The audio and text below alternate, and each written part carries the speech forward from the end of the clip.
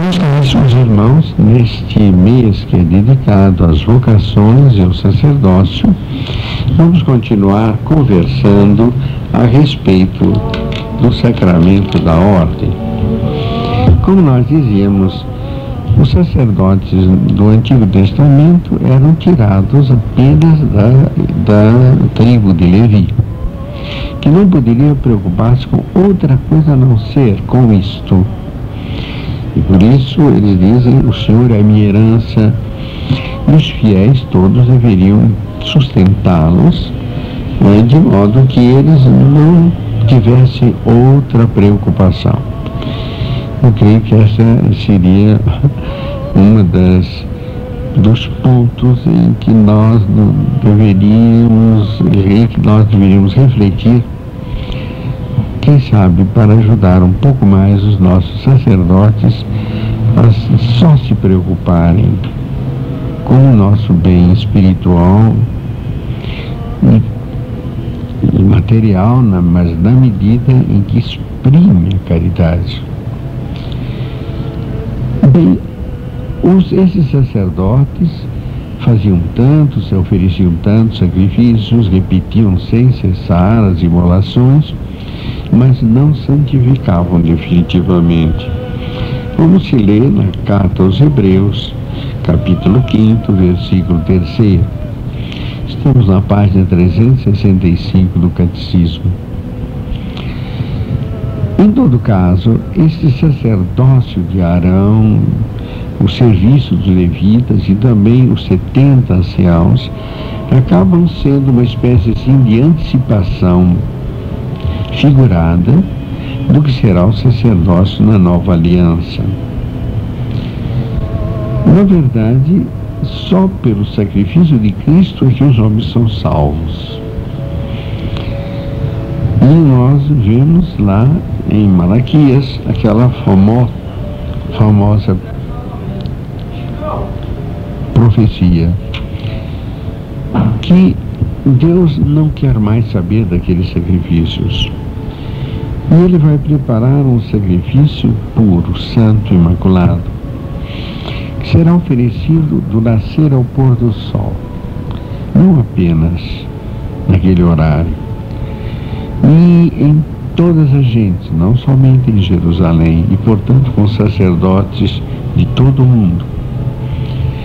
Este sacerdócio, este sacrifício, nós vamos entender depois, é a renovação do sacrifício da cruz.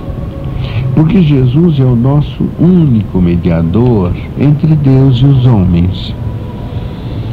Na verdade, Ele, sendo Deus, se fez homem. E, portanto, Ele é o verdadeiro pontífice, aquele que faz a ponte que vem de Deus aos homens e dos homens vai a Deus. E nele a humanidade pode encontrar a paz e a reconciliação e o perdão dos pecados.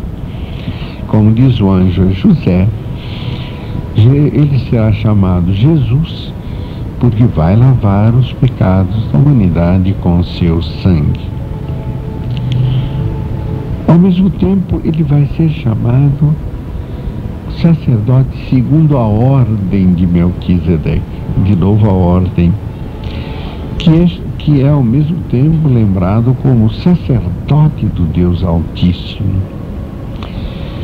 Este homem oferecerá pão e vinho, exatamente as matérias do sacrifício que Cristo instituirá, antecipando e perpetuando o seu sacrifício da cruz. Do outro lado, ele é santo, inocente, imaculado. Lembramos aqui o Cordeiro Pascal, que deve ser puro, deve ser sem defeito, não se quebrará nenhum osso, como diz o texto sagrado. E ele, com uma única oferenda, levou à perfeição e para sempre os que ele santifica. Na verdade, o sacrifício da cruz é único, é um só. Ele é renovado, é reoferecido a cada vez que se celebra a Santa Missa. Porque na Santa Missa o padre é apenas um sacerdote visível. O sacerdote invisível é Cristo. Aliás, ele fala da pessoa de Cristo: isto é o meu corpo. Não é o corpo dele, é o corpo de Cristo. Ele fala como um alto-falante, transmite uma voz que não é dele, mas a qual ele se associa, se une. Isto é o meu corpo. Quando ele diz eu vos perdoo, eu te perdoo, nós podemos protestar que um homem não pode perdoar os pecados. Mas na verdade, naquele momento ele está emprestando a sua voz a Cristo, exatamente como, de novo, o alto-falante fala a voz que lhe é transmitida ao rádio, nos comunica com a estação. De fato, Jesus, pelo sacrifício da cruz, renovado e perpetuado na Santa Missa, onde ele é de novo oferecido, portanto, ele insiste ao meu corpo, é o corpo de Cristo que é oferecido, ao sangue de Cristo que é derramado. Ele continua realmente, apesar de ser o único sacrifício, continua realmente sendo colocado diante de Deus, pedindo a salvação, o perdão, a misericórdia para todos nós. Mas ao mesmo tempo esse Jesus é a cabeça do corpo místico, como dirá São Paulo. Ele é o primogênito de todos os irmãos, que somos nós, somos irmãos de Cristo. Com isto, nós nos tornamos também um corpo sacerdotal, um reino de sacerdotes para Deus, seu Pai, como diz o Apocalipse, no capítulo 1, versículo 6. Este sacerdócio, chamado também batismal, ele se exerce exatamente na medida em que o cristão vive a sua fé. Porque aí ele também, com Cristo, é sacerdote, oferece o mundo, oferece a sua vida, oferece tudo a Deus. É profeta também, porque no momento em que ele anuncia a voz de Cristo, ele está participando do mistério profético do Senhor, e também é rei. Porque com a graça e, acima de tudo, com a sua fé e a sua fidelidade ao Senhor, ele leva o mundo para Deus, governa este mundo da única maneira que pode ser governada, de uma forma positiva. Agora, o sacerdócio comum, chamado comum ou batismal, que é um sacerdócio santo, como dirá São Pedro, esse sacerdócio é distinto do sacerdócio ministerial ou hierárquico. Os bispos e os sacerdotes têm um tipo de sacerdócio especial, porque embora tanto o sacerdócio dos leigos como o sacerdócio dos bispos e presbíteros, eles participem do único sacerdócio de Cristo, no entanto, eles se distinguem essencialmente, porque um é ordenado ao outro. Em que sentido, pergunta o catecismo? O sacerdócio comum dos fiéis acontece no desenvolvimento da graça batismal, da vida, da fé, esperança e caridade, a vida do Espírito. Ao passo que o sacerdócio ministerial, a palavra ministro significa servidor, está a serviço do sacerdócio comum. Na verdade, pelo sacerdócio ministerial, os meios de construção da igreja, de santificação das almas, entregues a determinados homens acabam sendo comunicados aos outros.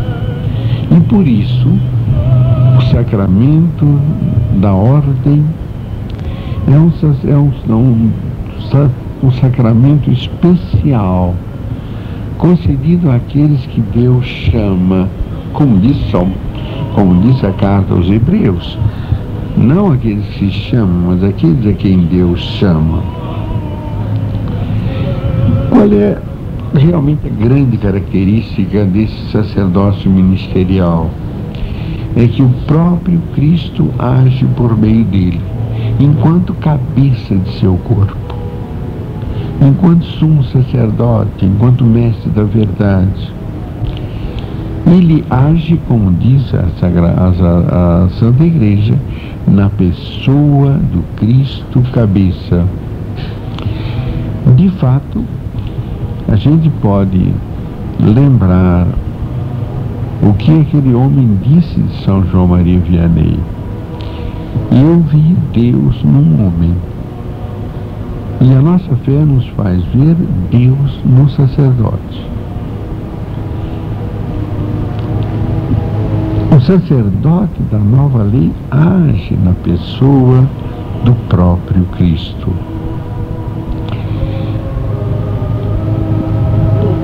Na verdade, eles são retirados do meio dos homens.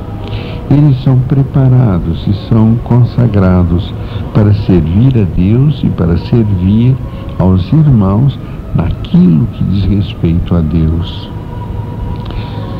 Na verdade, se o bispo é, como diz Santo Inácio de Antioquia, a imagem viva de Deus Pai, esta imagem viva também se vê no sacerdote.